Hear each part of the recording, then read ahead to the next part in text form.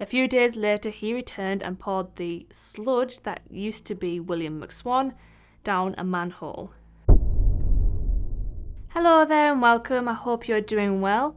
My name is Gabby, and in today's video we'll be going through a fairly well-known case that happened in the 1940s. This is the case of John George Haigh, aka the acid bath murderer.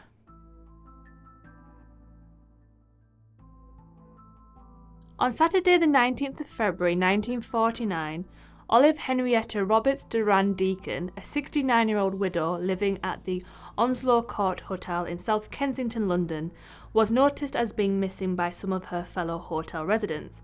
Among those asked if they had any idea to her whereabouts was John George Haigh, who also lived at the hotel. John's reply was that he'd arranged to meet up with her the previous day, but she hadn't arrived at the agreed time and place. The next day it was clear that something was amiss, and John approached one of the concerned guests, Mrs. Lane, and asked if she had heard anything about Olive. Mrs. Lane replied that there had been no news and that she was going to report the disappearance to the police that afternoon. John offered to accompany her and drove her to Chelsea Police Station, where a policewoman on duty, Sergeant Lambourne, was instantly suspicious of him. This suspicion resulted in the police station contacting Scotland Yard's records office regarding John Haigh on Monday, and it was quickly discovered that he had a criminal record. But the true depth of what John Haigh was capable of was not yet apparent, although it soon would be. John George Haigh was born on the 24th of June 1909 in Stamford in Lincolnshire into an ultra-religious and highly conservative Plymouth Brethren family. Although born in Lincolnshire, he grew up in Outwood, Yorkshire, where his father was a colliery foreman. Leaving school at 17, he spent a year as an apprentice at a motor engineering firm before moving on to jobs in insurance and advertising. At the age of 21, he was fired for being suspected of stealing from the cash box. He got married at the age of 25 to 21-year-old Betty Hammer. Not long after, he was arrested for fraud involving cars, bought on hire purchase and forged documents, and ended up being sentenced to 15 months in prison. While in prison, his wife Betty gave birth to a child who she gave up for adoption and divorced John. Upon his release, John started a dry cleaning business with a partner that was initially a success until his business partner's death in a motorcycle accident resulted in the business's collapse. In 1936, John moved to London, where he was employed by William McSwan as a chauffeur. But this wasn't good enough for John, who tried to set himself up in business as a bogus solicitor, or lawyer if you're American. He was found out in November 1937 and was sentenced to 4 years penal servitude, being later released in August 1940. However, he was back inside within a year, this time for theft, which got him 21 months. It was while in prison that he came up with his plan for the perfect murder that involved disposing of the body in acid. He tested his theory on mice and discovered that the acid he'd used completely dissolved the mouse's body in just half an hour. Upon his release, John became a salesman for a firm in Crawley, a job he kept until 1944. In the summer of that year, he ran into his former employer, William McSwan, and on the 9th of September, the two of them went for a drink at the Goat in the Kensington High Street, before going to a basement flat at 79 Gloucester Road, where, unbeknownst to William, John had made preparations for his former employer's death.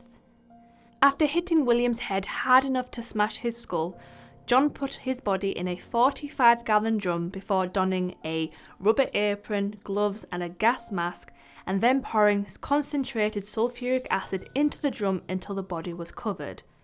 A few days later, he returned and poured the sludge that used to be William McSwan down a manhole. Going to William's parents, Donald and Amy, John convinced them that their son had gone into hiding to avoid conscription, maintaining the deception by sending them letters supposedly from William. But as World War II drew to a close, Donald and Amy started asking when their son was coming home. So in July 1945, he lured them to the same place he'd killed William and murdered them too, disposing of their bodies in the same way.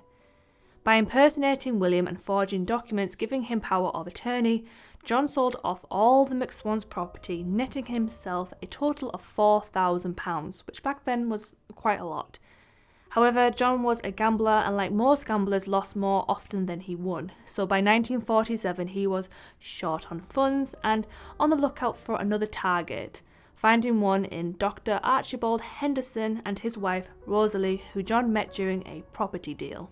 In February 1948, he lured Archibald to his new workshop in Crawley on the pretext of showing him an invention and shot him with Archibald's own gun.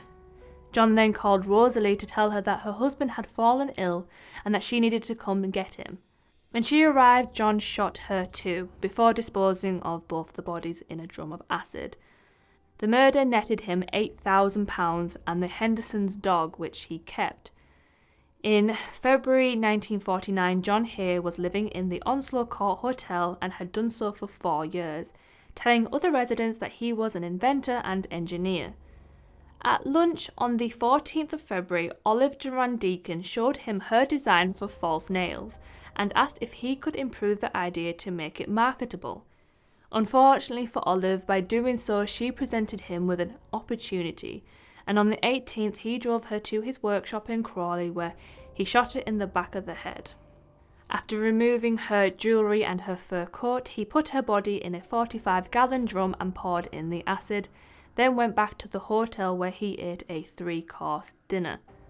He returned on Monday morning to pour the sludge onto a neighbouring patch of waste ground before going to Horsham to have Olive's jewellery valued.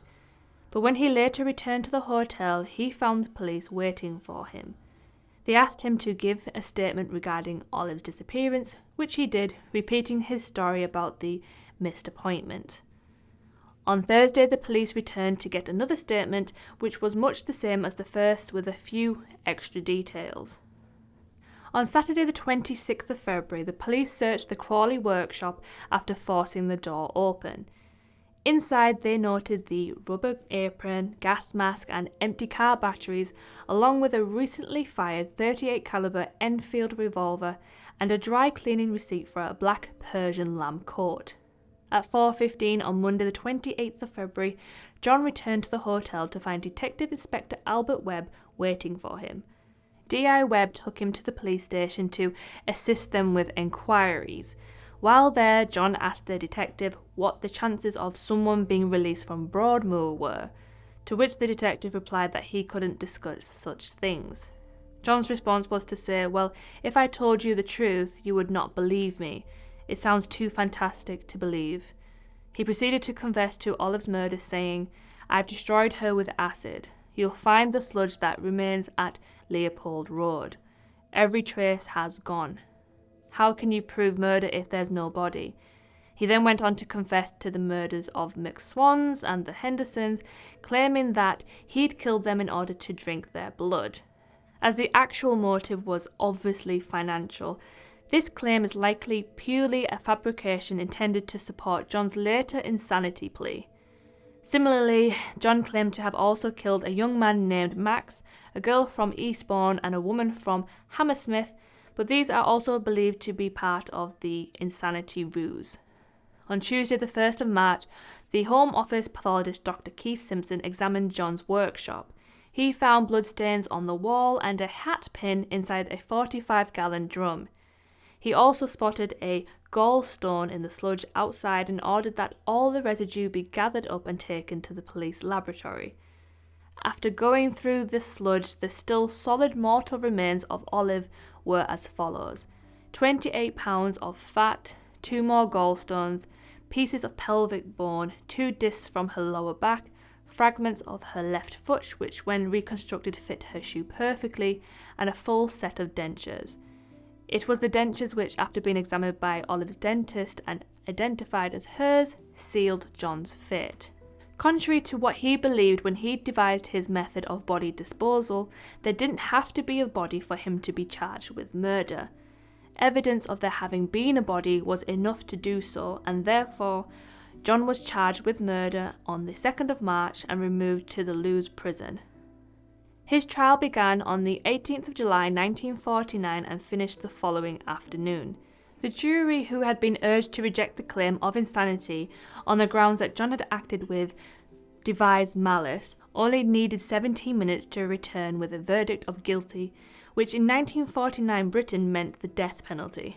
It is reported that while awaiting execution, John asked one of his jailers if he could have a trial run of his hanging, as to make sure that everything ran smoothly on the day. The request was either denied or simply ignored, and John Haigh was executed by hanging at Wandsworth Prison on the 10th of August 1949.